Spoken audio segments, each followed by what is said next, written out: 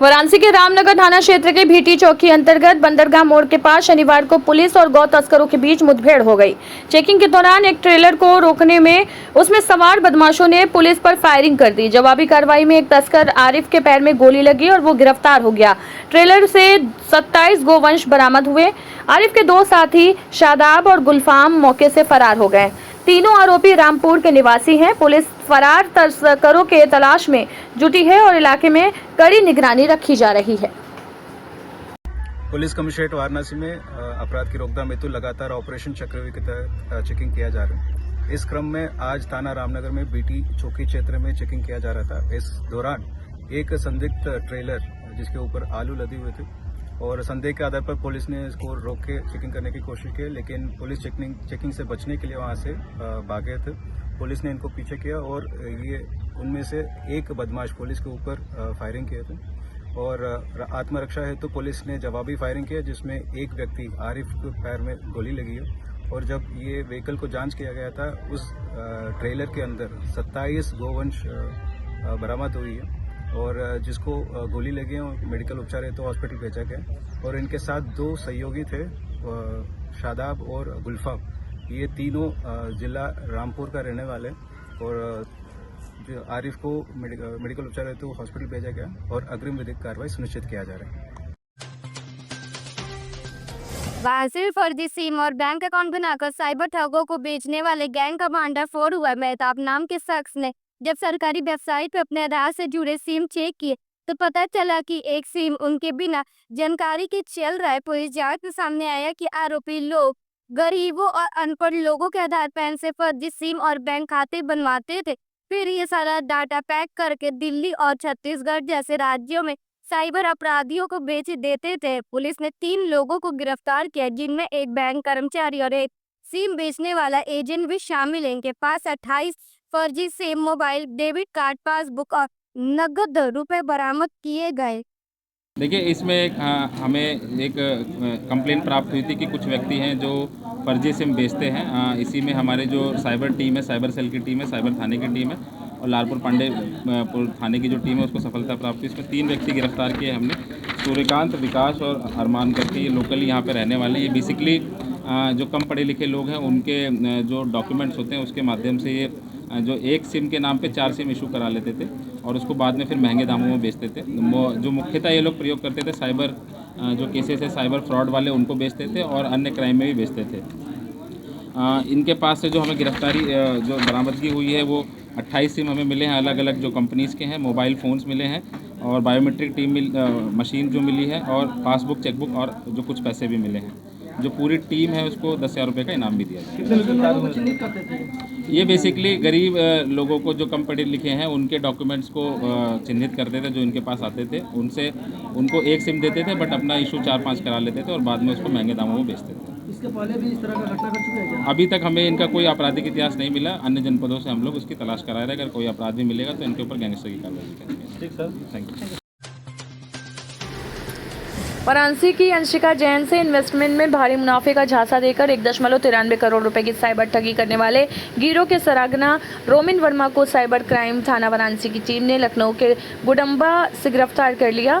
Police ने आरोपी के पास से कई mobile, laptop, ATM card, passbook, 5.01 lakh रुपए नगद और एक KIA सोनट कार बरामद की है। गिरोह फर्जी बैंक खातों के जरिए विदेशी ठगों से मिलकर पैसे ट्रांसफर कर और कैश निकालने का काम करता था। इस कार्रवाई को पुलिस आयुक्त मोहित अग्रवाल और अन्य वरिष्ठ अधिकारियों के निर्देशन में प्रभारी निरीक्षक विजय नारायण मिश्रा के नेतृत्व में अंजाम दिया गया। देखिए, एक मुकदमा पंजीकृत हुआ था 24 अप्रैल में थाना साइबर थाने में हमारे, जिसमें एक डॉक्टर जो थी उनको बेसिकली जो इंश्योरेंस के नाम पे फ्रॉड हुआ था। लगभग 1.9 करोड़ का 1.93 करोड़ का फ्रॉड हुआ था। उसमें जो हमारे साइबर थाने की टीम है वो लगातार इसमें काम कर रही थी। इनिशियली हम लोगों ने लगभग 20,000 रुपये के आसपास का जो अमाउंट है वो फ्रीज़ कराया था और हमारी टीम को इसमें सफलता प्राप्त हुई। इसमें एक व्यक्ति है जो रोमिल वर्मा है, उसको हम लोगों ने गिरफ्तार किया है। इसके अकाउंट में बेसिकली जो 1.93 करोड़ था उसमें से एक बहुत बड़ा हिस्सा जो है इसके अकाउंट में गया था। इसने उसके बाद अन्य अकाउंटों में भी ट्रांसफ़र कर दिया, बट फिर भी हमने इससे रिकवरी करने में काफ़ी उसमें कामयाबी मिली है हमें। जो ये व्यक्ति है इसके पास से अभी हम लोगों ने 5 लाख रुपए के आसपास रिकवर किया है। जो ये साइबर फ्रॉड हुआ था उसी से इसने एटीएम के माध्यम से भी निकाला, उसके हमारे पास फुटेज भी है। साथ ही साथ इसके पास से एक किया सोनेट गाड़ी भी मिली है, ये उसने भी रिसेंटली खरीदी है। इसको हम मुकदमे में इसको केस प्रॉपर्टी भी बना रहे हैं। और जो बाकी पैसा है वो अन्य अकाउंटों में भी गया है, वो कुछ विदेश में भी गया है, कुछ और राज्यों में भी गया है, उनका भी डिटेल हम लोगों को मिल चुका है। उसके लिए भी हमने टीमें बना दी हैं। जल्द से जल्द बाकी लोग हैं उनको भी हम लोग गिरफ्तारी करेंगे। जो इस पूरी टीम ने जो वर्कआउट किया है उसको डीसीपी क्राइम महोदय की तरफ से 10,000 रुपये का इनाम भी दिया जा रहा है। Thank you sir. कहाँ से पकड़े गए हैं और क्या कुछ है इनका?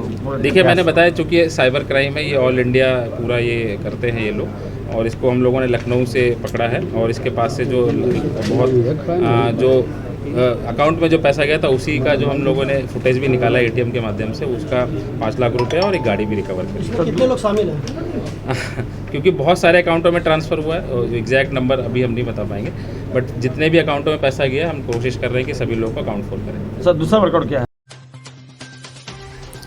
वाराणसी के भेलुपुर थाना क्षेत्र स्थित वच्छराज घाट पर नहाते समय एक 23 वर्षीय छात्र की डूबने से मौत हो गई। मृतक छात्र रामनगर निवासी था और अपने दोस्त के साथ घाट पर आया था। घटना की सूचना मिलते ही एनडीआरएफ, जल पुलिस और स्थानीय पुलिस मौके पर पहुंची। काफी देर की तलाश के बाद एनडीआरएफ टीम ने छात्र का शव बरामद किया। मौके पर पहुंचे परिजनों का रो रो कर बुरा हाल था। घटना से इलाके में शोक की लहर है। नोखेलाल जी, क्या घटना घटित हुई है? ये तो हमको नहीं मालूम है। हम आए तो लाश हमारे सामने वच्छराज घाट से निकली है। लगभग कितनी एज रही हो इस लड़के का? करीब 18-20 साल तक कर रहे लड़के। मतलब लड़के पढ़ने वाले थे?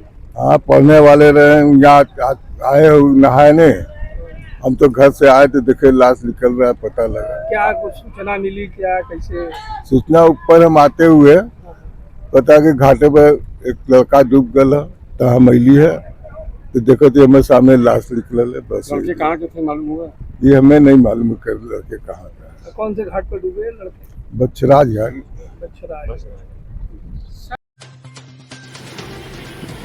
वाराणसी के सीर गोवर्धनपुर स्थित तिरुपति ट्यूटोरियल्स ने सीबीएसई बोर्ड परीक्षा 2025 में 10वीं और 12वीं कक्षा में 100% सफलता हासिल कर कीर्तिमान रच दिया। संस्थान के संचालक दशरथ लाल ने इसे मेहनत, विश्वास और टीम के समर्पण का नतीजा बताया। इस उपलब्धि पर शिक्षकों निहाल सिंह, ऋतिक सिंह, प्रवीण कुमार यादव और परीक्षित पटेल ने छात्रों को मिठाई खिलाकर उज्जवल भविष्य की शुभकामनाएं दी। डी लाल, निदेशक तिरुपति ट्यूटोरियल।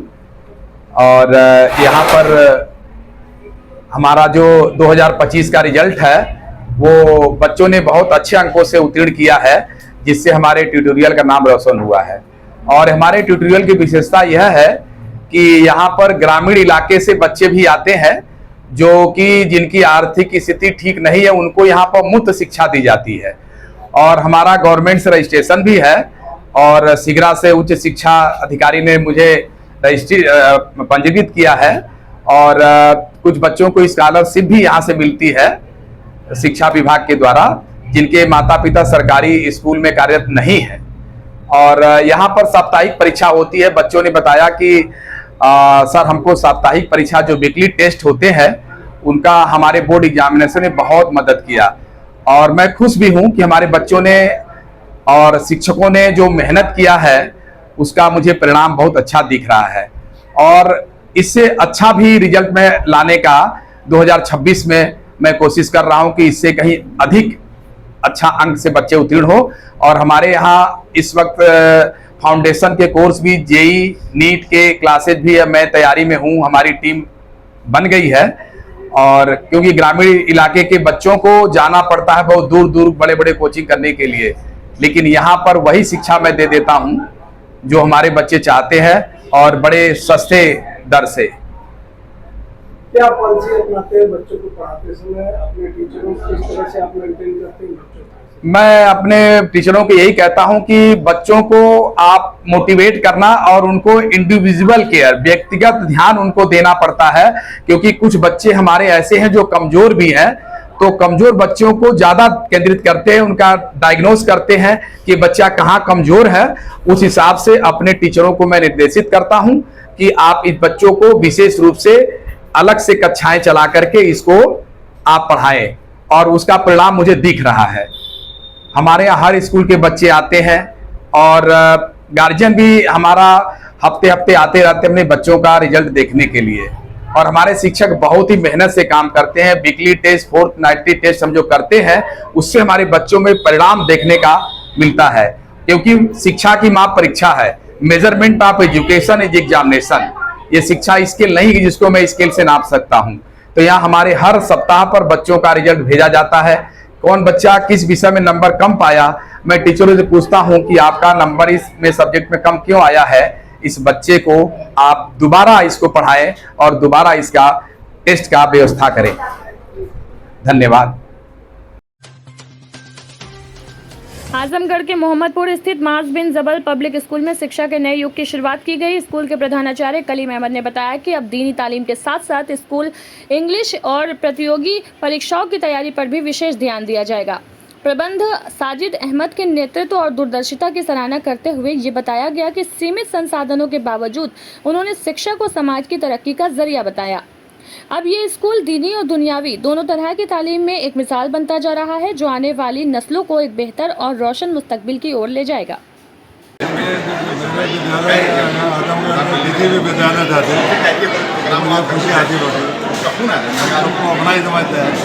पहली पोजीशन में गई है जिले में, कोई भी स्कूल में मैनेजर या चेयरमैन बड़ी खुशी की बात है। यही बात है कि हम लोग अपना एक्सपेक्ट नहीं कर रहे थे, बहुत ही खुशियाँ दिल है। और हम आने वाले दिनों में भी कोशिश करेंगे कि हमारे बच्चे में अच्छा नहीं आनंद लाते हैं। इसी में रुकना नहीं और अपनी मेहनत बढ़ानी है। रिजल्ट बाद में आया है, अभी एक हफ्ता 10 दिन पहले हमने मीटिंग लिया है, उसका रिजल्ट नहीं आया था। सारे बच्चों का ये टारगेट हम बहुत बड़ा टारगेट नहीं दे रहे हैं कि कम से कम 5% नंबर अगले एग्जाम में सबका बढ़ जाए। इसका 70 और 75 हो जाए, बहुत आसान टारगेट है। उसके लिए थोड़ा मेहनत, डेडिकेशन, गार्जियन का कॉपरेशन चाहिए, वो हम कर रहे हैं। ये कहना चाहेंगे कि असल मेहनत होनी गई, बेतहाशा मेहनत। अभी बाद में हमने अपनी तकरीर में कहा असल हमारे लिए जो चैलेंज है, चैलेंज है कि जो कमज़ोर बच्चे हैं उनको हम पढ़ाया जाए, उनको तेज पढ़ाएं। अच्छे बच्चे कहीं भी पढ़ेंगे, वहाँ पढ़ेंगे। हमारी टीचर बहुत ही मेहनती हैं, वो बहुत ज़्यादा मेहनत किया हुआ। पिछले कई साल में बच्चे जो है पोजीशन आ रहा है, लेकिन इस बार बहुत अच्छा रहा, बच्चे ने जिला प्राप्त करा। अगले साल हमारे बहुत मेहनत की। अगले साल फिर जो अगला जो एग्ज़ाम होगा उसके लिए आपकी तैयारियां क्या रहेंगी बच्चों की? जैसे जब अगली बार एग्ज़ाम में आपके बच्चे बैठेंगे उससे पहले जो तैयारियाँ, देखिए हमारा अपने तकरीब का ये हमारे लिए खुशी के साथ साथ एक चैलेंज है कि जब अपना अच्छा नंबर आया तो अगले साल अगर अच्छा नंबर नहीं आएगा, हमारे ग्रुप में टॉपर नहीं रहेगा, तो जितनी आज अच्छी चर्चा हो रही है अगले साल उतनी ख़राब चर्चा होने लगेगी। देखिए वो स्कूल जो है तो अच्छा नंबर नहीं आ रहा है, तो this is a big challenge for us.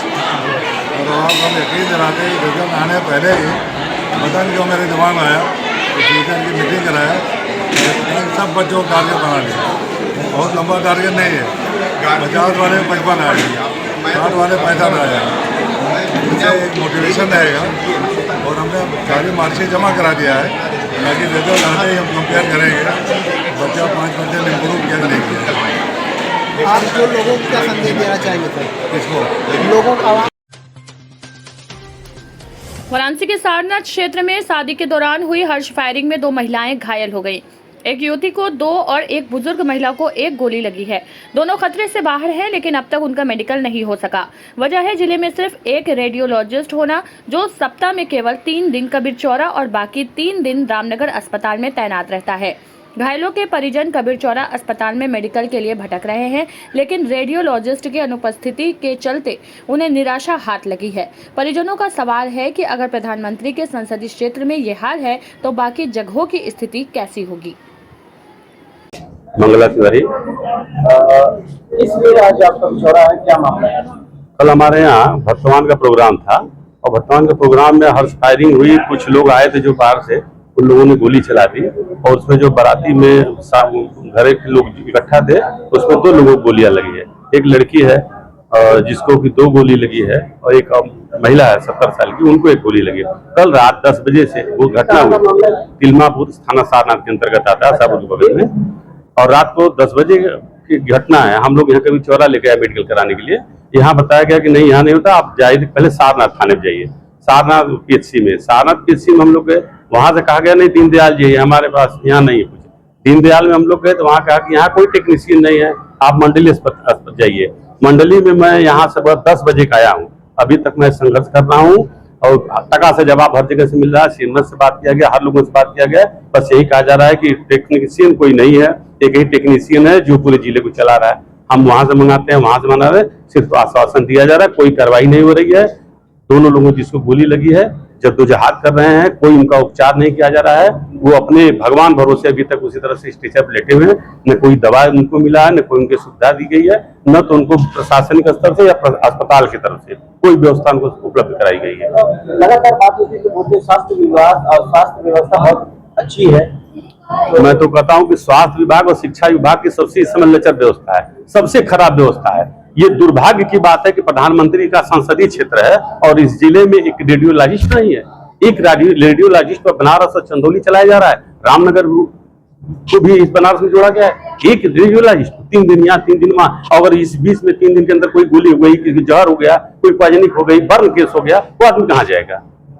वो कहाँ जाएगा? वो 3 दिन तक बैठ कर सफर करेगा? कितनी बड़ी लापरवाही है। और ये बहुत बड़ी लापरवाही है। मैं तो कहता हूँ कि ये सरकार की फेल्योरता दिखाती है, फेल है पूरी तरह से चिकित्सा के क्षेत्र में।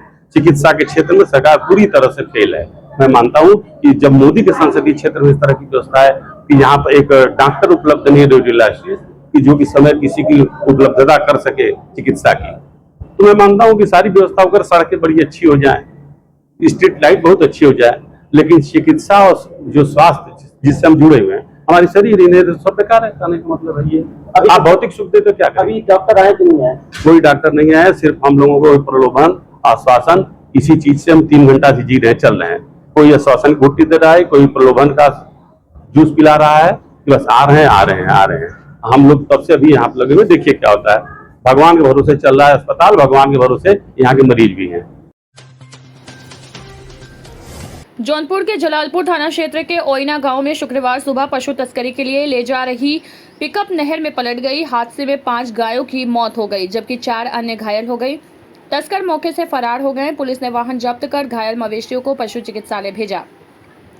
गौरतलब है कि 2 दिन पहले इसी थाना क्षेत्र के पराऊगंज में तस्करों ने दबिश के दौरान चौकी इंचार्ज समेत 4 पुलिसकर्मियों को कुचलने की कोशिश की थी। पुलिस दोनों घटनाओं को आपस में जुड़ा मान रही है। फरार तस्करों की तलाश जारी है और क्षेत्र में निगरानी बढ़ा दी गई है। जनपद जौनपुर में आदरणीय पुलिस अधीक्षक महोदय द्वारा गौ तस्करों के विरुद्ध एक अभियान चलाया जा रहा है। उसी के अंतर्गत आज 17 मई 2025 सुबह लगभग 4 बजे एक संदिग्ध पिकअप वाहन जो बनारस से चंदौली की तरफ जा रही थी, उसे जलालपुर थाना क्षेत्र में पुलिस टीमों द्वारा उसकी घेराबंदी की गई, जिसके दौरान ओइना नहर पुल पर वह वाहन अनियंत्रित होकर गिर गई ओइना नहर में। उसी दौरान वाहन चालक वहां से फरार हो गया, परंतु 4 गौवंश पशुओं को सकुशल निकाला गया। इसी दौरान 5 गौवंश पशुओं की मृत्यु भी हो गई। पुलिस द्वारा सुसंगत धाराओं में मुकदमा दर्ज किया जा चुका है। आदरणीय पुलिस अधीक्षक महोदय द्वारा पुलिस की टीमें गठित की गई है, जिनका लक्ष्य ये है कि अभियुक्त को जल्द से जल्द गिरफ्तार किया जाए। अग्रिम विधिक कार्रवाई की जा रही है। धन्यवाद। वाराणसी में एसपी दशमेल डॉक्टर अतुल अंजान त्रिपाठी के नेतृत्व में दशमेल थाना प्रभारी विजय कुमार शुक्ला, समस्त चौकी इंचार्ज व हमराहियों के साथ गुदौलिया से दशमेल घाट तक सड़क के किनारे फैले अतिक्रमण को हटाया गया। इस अभियान के तहत फुटपाथ और सड़कों पर अवैध रूप से लगाई गई दुकानों व ठेलों को हटाया गया, जिसमें आम जनता को आवागमन में राहत मिली। प्रशासन ने स्पष्ट संदेश दिया कि अतिक्रमण किसी भी सूरत में बर्दाश्त नहीं किया जाएगा। ये शाम को जो हमारी नियमित फूड पेट्रोलिंग होती है, उसी के क्रम में आज जो हमारा दशाश्वमेध घाट की तरफ जो भीड़ भाड़ वाला इलाका है, वहाँ पर फूड पेट्रोलिंग की गई। साथ साथ में जो नो पार्किंग एरिया में जो वाहन खड़े थे उनके खिलाफ चालान की कार्रवाई की गई है, सीज़ की भी कार्रवाई की गई है। साथ साथ में जो अवैध अतिक्रमण था उसको भी जो है उस पर कार्रवाई करते हुए उसको हटाया गया है और चेतावनी दी गई कि भविष्य में इस प्रकार का अतिक्रमण ना हो। जैसे बीच में रोड में गाड़ियाँ लगा दे रहे हैं उस पर क्या कार्रवाई की जाएगी? जो बेतरतीब वाहन खड़े थे उनको ठीक ढंग से कराया गया और एक जो गाड़ी अभी बीच में खड़ी थी उसको सीज किया गया है। सर, देखा जाए लगातार लोग अतिक्रमण करते हैं, इनके खिलाफ किस तरह की कार्रवाई होगी? जिनको पहली बार जैसे जिन्होंने किया उनको चेतावनी दी गई है, जिन्होंने बार बार किया उनके खिलाफ पूर्व में अभियोग भी पंजीकृत किया गया है। इस प्रकार की लगातार कार्रवाई की जाएगी। वाराणसी के सिगरा थाना क्षेत्र में ऑनलाइन भाग्य लक्ष्मी ऐप के जरिए जुआ खेलने वाले 7 लोगों को पुलिस ने गिरफ्तार किया है। पुलिस को मुखबिर से सूचना मिली कि सोनिया पोखरा के पास एक गली में कल्लू नामक व्यक्ति कई लोगों को ऑनलाइन जुआ खिला रहा है। सूचना मिलते ही पुलिस टीम मौके पहुंची और घेराबंदी कर सभी को रंगे हाथों पकड़ लिया। गिरफ्तार लोगों में वाराणसी के अलावा झारखंड और अयोध्या के लोग भी शामिल हैं। इनसे 12,386 रुपये नगद और 2 एंड्रॉयड मोबाइल, एक घड़ी, एक कैलकुलेटर और एक स्कैनर बरामद हुआ। पूछताछ में सभी ने कबूल किया कि वे भाग्य लक्ष्मी ऐप पर नंबर चुनकर जुआ खिलाते थे। अगर नंबर खुलता तो पैसे मिलते, नहीं तो हार जाते। पुलिस ने सभी पर जुआ अधिनियम के तहत केस दर्ज कर आगे की कार्रवाई शुरू कर दी है। सिगरा थाना क्षेत्र में सूचनाएं प्राप्त हो रही थी कि यहाँ पे ऑनलाइन जो है सट्टा खिलवाया जा रहा है और जुआ खिलवाया जा रहा है। इसी में पुलिस के द्वारा गोपनीय रूप से टीमें लगाई गई थी, जिसमें इसमें बड़ी कामयाबी सिगरा पुलिस को मिली है। यहाँ 7 जुआरियों को रंगे हाथ पकड़ा गया है। ये लोग भाग्य लक्ष्मी ऐप पे जुआ खिलवा रहे थे, जिसमें पुलिस के द्वारा एक गोपनीय टीम लगाई गई थी और इसमें जब दबिश दी गई है तो 7 लोग गिरफ्तार हुए। इनके कब्जे से 12,500 रुपये के करीब नकद बरामद हुआ है। मोबाइल फ़ोन और स्कैनर यहाँ पे बरामद हुए हैं और जो इसका गिरोह है इसको और भी लोगों को पता लगाया जा रहा है कौन कौन इसमें संलिप्त थे। क्या क्या बरामद हुआ है? इसमें 12,500 रुपये कैश और जो मोबाइल फ़ोन है इनके वो बरामद हुए हैं, जिसके थ्रू ये सट्टा खिलवाते थे और साथ ही में जो स्कैनर और बार कोड होता है वो इसमें रिकवर किया गया। इस तरह के मामले बहुत ज़्यादा चल रहे हैं, इसके लिए और कार्रवाई ये क्योंकि जो ऑनलाइन गेमिंग ऐप्स होती हैं इनके माध्यम से किया जाता है, तो इसमें पुलिस को जो है गोपनीय रूप से पता लगाने में बड़ी कठिनाई होती है। इसीलिए यहाँ पे अलग अलग जगह जहाँ पे भी सूचना मिल रही है वहाँ पे गोपनीय रूप से टीमें लगाई जा रही हैं और पुलिस के द्वारा इसमें जहाँ पे भी सूचना मिलेगी वहाँ दबिश दी जाएगी। अभी इन लोगों से पूछताछ की जा रही है और पता लगाया जा रहा है ये कब से यहाँ पे जुआ खिलवाने का काम करते थे और इनके साथ और कौन कौन संलिप्त था। ये लगातार चल रहा है। ये लगातार अभियान चलता रहेगा और जो जो गोपनीय रूप से सूचनाएं मिल रही हैं उन पर पुलिस लगातार सक्रिय रहेगी। लगातार लल्लापुरा की खबर चलती है और लल्लापुरा में कोई कार्रवाई नहीं होती है, इसको लेकर क्या कहते हैं सर? यही चीज़, यही जो ऑनलाइन जो गेमिंग है, क्योंकि ये एक तो बंद कमरे में करते हैं और गोपनीय रूप से करते हैं अपने मोबाइल फ़ोन पे छुपा करके, इसलिए यहाँ पे गोपनीय रूप से जो पुलिस है सादे वस्त्रों में लगा करके लगाई जा रही है ताकि जहाँ पे भी यहाँ ये कार्य किया जा रहा है उस पर दबिश दी जा सके।